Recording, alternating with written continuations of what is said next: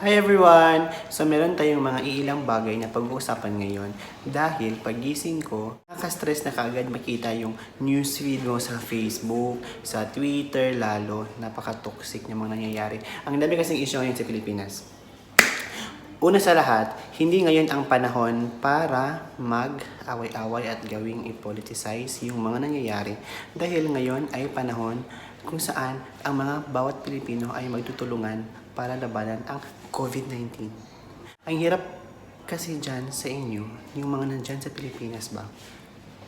Ang hirap niyang pasunurin. Yung mga Pilipino nga dito sa ibang bansa, pag sinabi ng government na lockdown, na may curfew, ayun, susunod ka agad.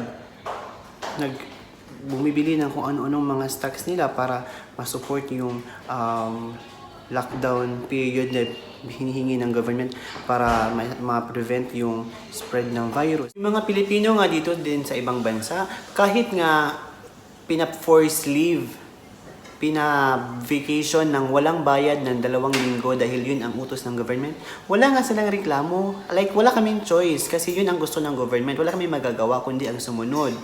Kaya, hindi lang kayo ang naghihirap dyan, pati din kami dito. Kaya nga yung iba dito, tumataba na lang kami dahil kakatambay ng bahay. Kasi wala na kami ibang ginawa, kundi kainin yung mga binili naming stocks kasi akala namin hindi na kami makakalabas. Ganon, naghihirap din kami. Kasi wala na kami, hindi namin alam kung anong gagawin namin sa susunod na buwan, kung magtatagal pa ito. Kasi wala na kami pambayad ng bahay, wala na kami pang ano ng pagkain, wala na kami pang ano ng transportation, lahat.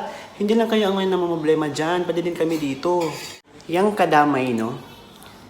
May clip ako na ipakita sa inyo tungkol sa ginawa ng mga kadamay. So, tingnan nyo to at panoorin nyo to.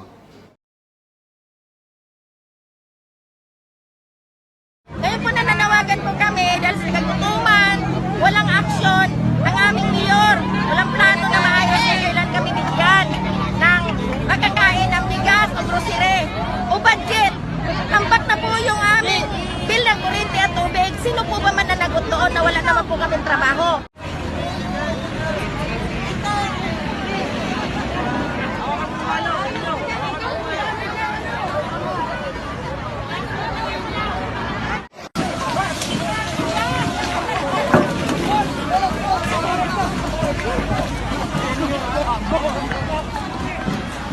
So ngayon, pag-usapan natin ang mga ginawa ng mga kadamay.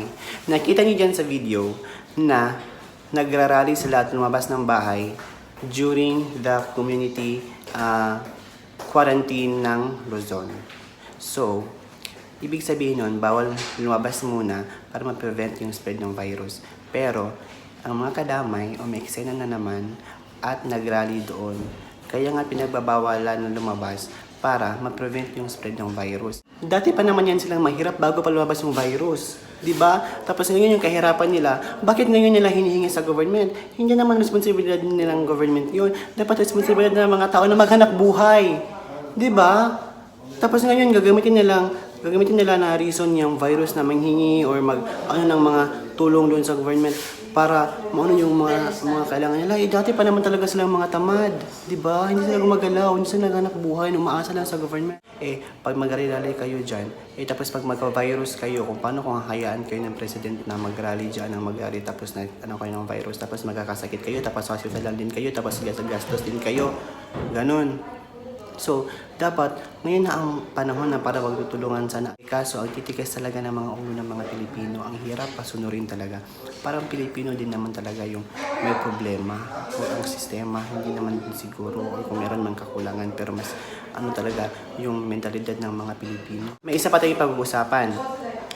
Yung issue ni President Duterte na sabi niya, shoot them dead. So, yun lang ang kinapture ng mga media na headlines nila sa mga reports na shoot them dead. Hindi nila kinuha yung buong context ba? May nangyari kasi na para may doktor na sinabuyan daw ng acid ba yun? Tapos meron ding yung mga NPAs na malabas na naman ngayon. So, ang mga life ng mga frontliner natin is napuput at risk. Ang sabi lang naman ni Duterte, na pag ginulo at nagkaroon ng okasyon, lagay sa alanganin yung buhay ninyo, shoot them dead. Hindi naman niya sinabi na pag lumabas kayo ay isushoot na. Hindi naman yan Counter-Strike. na pag lumabas, tugtog alon agad. So, intindihin nyo lang ng maigi naman mga kabayan. Grabe naman. Ngayon tayo hindi pwedeng gawa-gawa ng fake news para kailangan natin magkaisa. Ano ba? Yun naman sinasabi na 275 billion na emergency fund na i-release ni Duterte. Ni-release niya na po yun.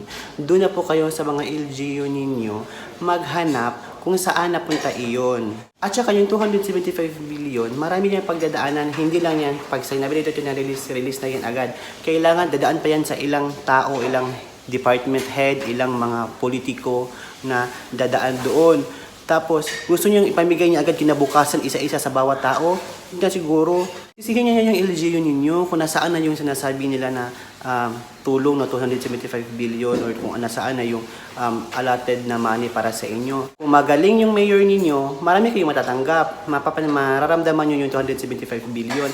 Pero kung kurakot yung mga mayor ninyo, isang dilata lang na 555 ang makukuha ninyo dyan. Tapos pagkatapos ng virus na to, yung mga politiko ninyo dyan, meron yung mga bagong kotse at mayroong bahay, tignan nyo. Bakit nyo sinisisi sa Duterte kung hindi nyo na maramdaman yung 275 billion na nirelease niya? Eh, problema na yan ng mga LGU ninyo kung hindi niya maramdaman. Kung palpak ang LGU ninyo, wala na tayong magagawa dyan. Kayo ang bumoto dyan eh. For example, katulad lang yan din kasi ng parang nag-shopping kayo. Nag-shopping kayo sa isang department store tapos nagkamali yung cashier, 'di ba?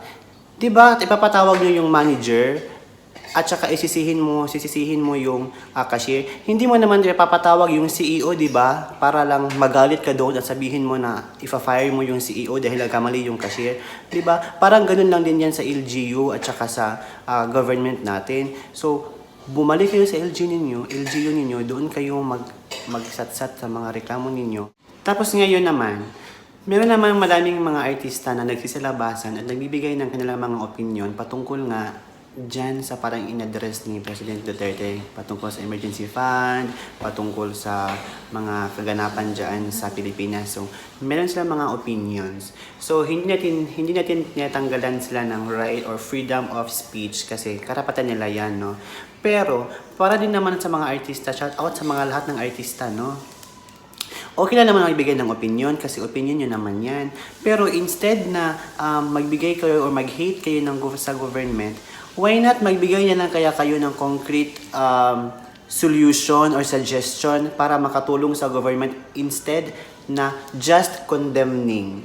Like, parang wala din naman kasi na itulong. Para kasing nag-ano lang kayo ng mag-start lang ng fire sa mga tao, sa mga followers ninyo, na i-hate din ang government which is makakos ng chaos. So, why not give suggestion, concrete example kung paano ba dapat ang gagawin? Kasi ang gagaling ng iba eh. So, kung ano yung alam nyo na dapat gagawin ng government, dapat yun na lang i-suggest nyo, hindi yung puro hate tweets lang, ganun. Wala naman nangyayari. Diba? So, ngayon, kung hindi ka magsasalita, dilawan ka. Pag magsasalita ka rin na pro sa government, DDS ka rin. So, kung nanahimik ka lang din, wala kang pakialam sa bayan. So, saan ka ba lulugar? So, kung ikaw, ano ka? DDS? Dilawan? O wala ka lang pakialam sa bayan? So, that would be all for today, guys. So, please don't forget to like my video, click the notification bell so that you will be notified in my next upload. And don't forget to subscribe!